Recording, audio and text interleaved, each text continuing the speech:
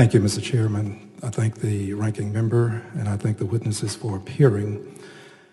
Dear friends, as witnesses, if you are familiar with, and I believe you are, I just want to build the record. If you're familiar with the KKK, would you kindly extend a hand into the air? I believe you are. Let the record reflect that all are. And are you familiar with their cross burning?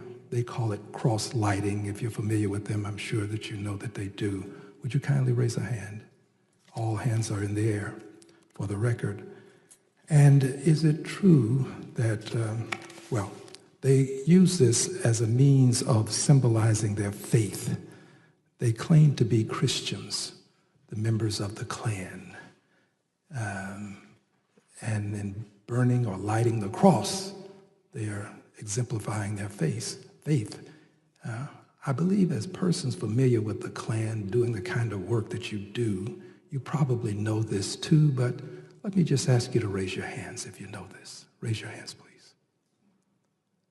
Okay, all hands. Now, have we ever have you any information wherein it has been widely said that when a Klansman commits an act of terrorism, that this was Christian terrorism? Has that ever been widely used, Christian terrorism? If the answer is no, do not raise a hand. No hands are up. So it has not been widely used. We do know that if persons of the Islamic faith commit an act of terrorism, there's a commonly used term, Islamic terrorism. Have you heard this term, Islamic terrorism? If so, would you raise your hand, please? All have raised their hands. I'm putting you through this exercise because it seems to me that there's a mindset that has to be dealt with. When white men calling themselves Christians commit acts of terrorism, we don't define it as such. We don't say Christian terrorism. But if a person who is of the Islamic faith does it, we connect the faith to the violence. I don't think that the Klan is a Christian organization. I'm the grandson of a preacher. I know that they don't live up to the tenets of Christianity.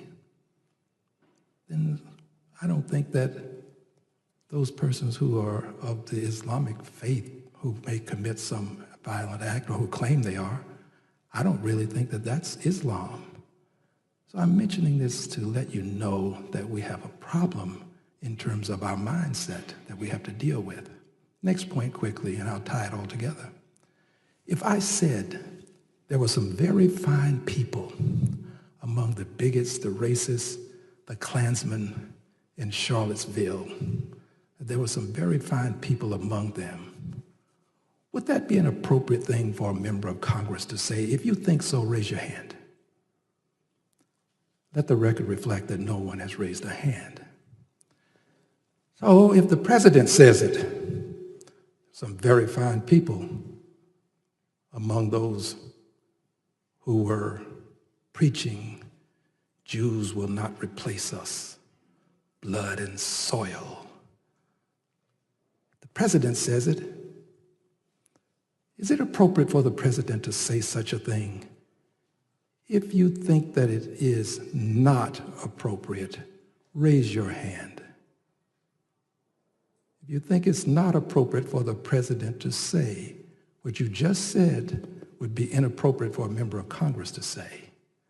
If you think it's not appropriate for the president to say there were some fine people among those folk in Charlottesville where a person lost her life, raise your hand.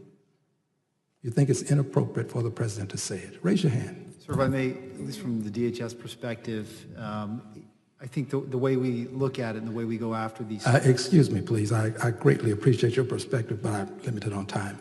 So you were quick. You had no problem saying that members of Congress should not use such language. But you refuse to acknowledge that the president should not use such language?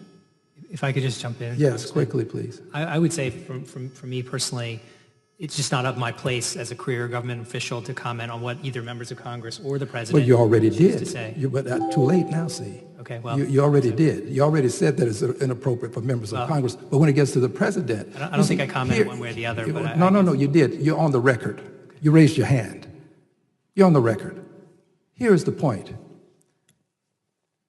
We who hold public trust have to have the same standard for everyone. Same standard for the KKK that we have for persons who claim to be of the Islamic faith. Same standard for, and they are not, same standard for the president that we have for members of Congress. If you can't uphold the same standard,